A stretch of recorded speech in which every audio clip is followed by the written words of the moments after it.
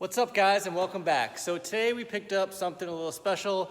I drove down to Georgia this morning to pick it up, and well, let's just get into it. But first, I bought an external mic, so hopefully the sound quality is a little bit better than the last one.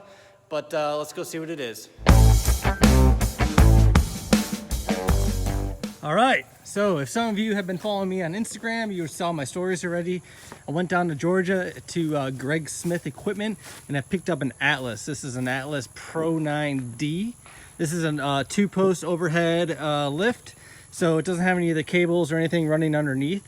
My last twin bush one had those cables running underneath, and although the overhead clearances are usually a little better, you don't have a clean floor, so you can't run toolboxes, and if you do pull in a car, you got to go over a little bit of a hump.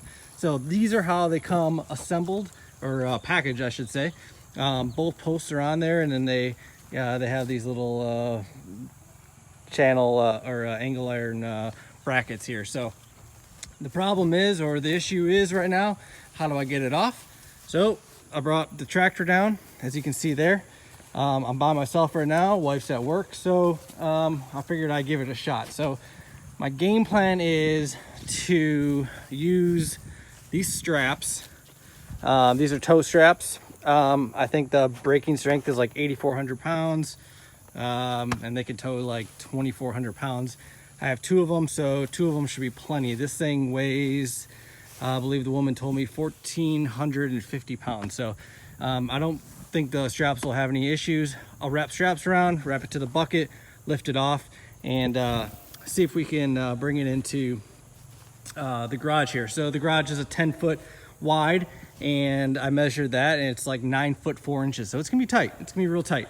But before that, I want to move the M3 over, flip it around, move it over. Of course, I left the door open last time, so the battery's dead. So I went to Harbor Freight, and this is something I wanted to pick up for a while, but I got the Viking lithium-ion battery jumper, and everything around the farm just pretty much the battery goes dead all the time. So these are gonna be sweet. You don't gotta plug these in. It's got a lithium-ion battery, just like a cell phone. So as long as it's charged, it should be able to start right up. It has really good reviews. I'm excited to try it. Like I said, I've wanted it for a while. A quick note I just want to show you guys is anytime you buy an electrical object or product, look for the Etl label. So this is a third party that certifies any electrical equipment. I worked with this company a lot at one of my old jobs. They're called Intertech, and this is their label, ETL. It actually stands for Edison Testing Lab. They used to be a part of General Electric, because Edison started General Electric, and that was his testing lab, and then they broke off, and now they're their own company. But make sure you look for that, because that shows that this has been tested by a third party, to make sure pretty much that it doesn't burn down. So a little piece of advice: in the United States, you do not have to have a third party test electrical equipment to sell it. So I don't know if you ever gone on eBay or something like that, or Amazon.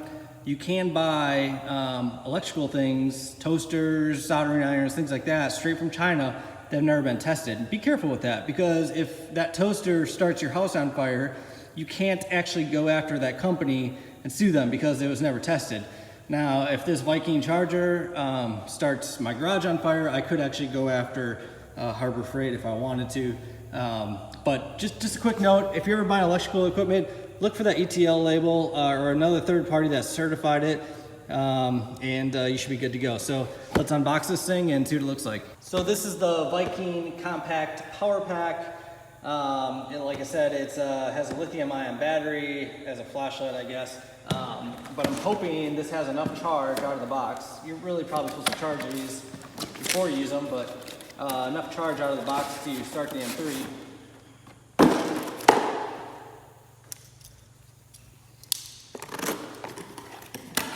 Alright, here it is. Comes in a little case.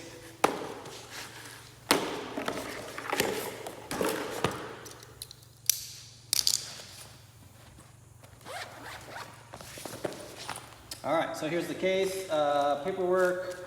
It looks like you can charge it from a cigarette lighter in your car, which is kind of cool, I guess.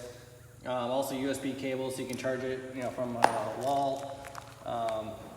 Here's the wall charger. Okay, so here it is. Here's the cables. They don't look very long. So yeah, maybe a downside of this is that they're not very long, but I guess they don't really need to be because you're not going from like one battery to another. Let's see, so engine start. So here I guess is where you plug this in, it looks like. There you go. That's the outlet to charge, the USB to charge. So there's a 12 volt out and a 12 volt in. There's the flashlight, and it tells you how to do it. So flashlight's buttons here.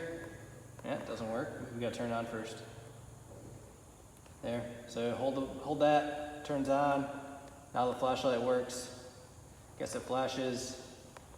Different speeds. Okay. So let's plug this in and see if it works.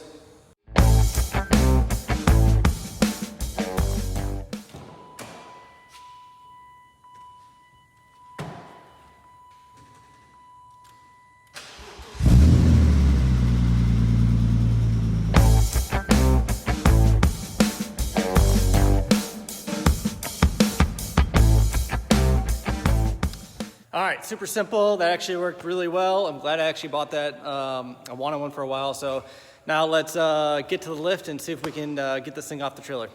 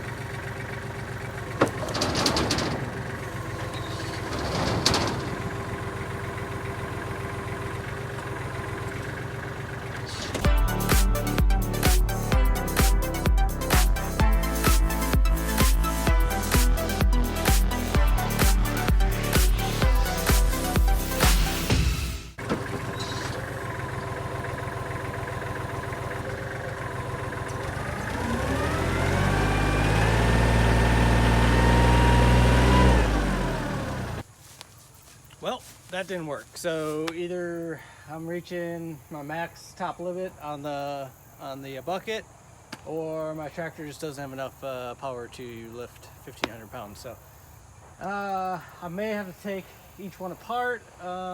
Maybe I can pull it. I don't know. Let me think about this for a little bit. Much later. All right, yeah, so failed miserably at that one. Way too heavy for my tractor.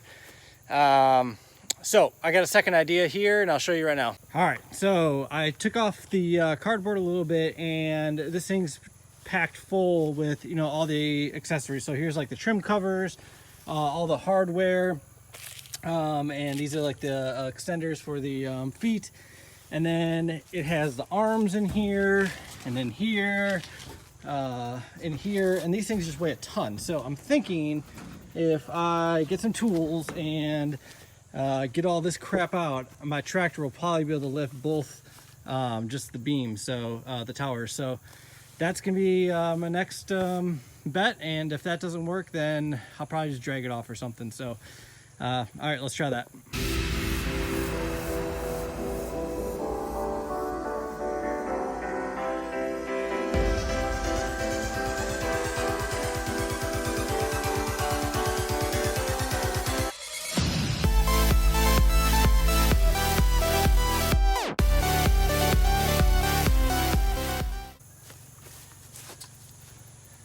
All right, hopefully that's enough weight to let the tractor take it out. So let's try this again.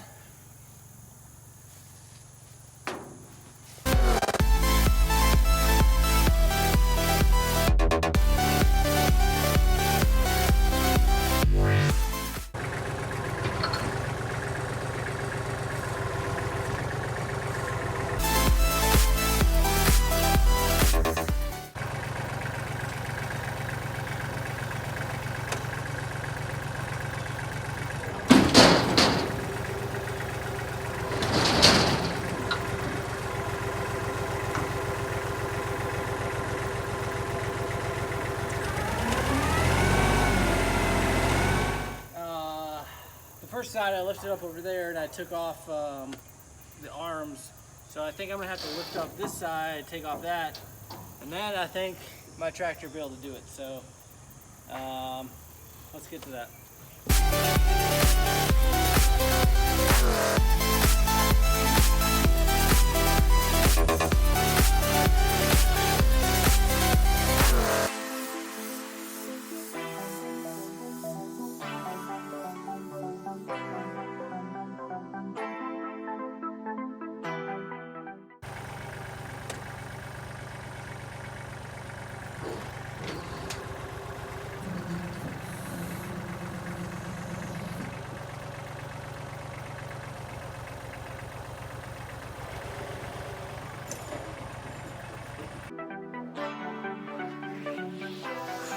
All right, wow, that was a lot harder than I thought, a lot heavier than I thought, and now I'm gonna see if I can get it through here. Otherwise I have to put it at an angle and put it on some dollies or something like that. So let's try that.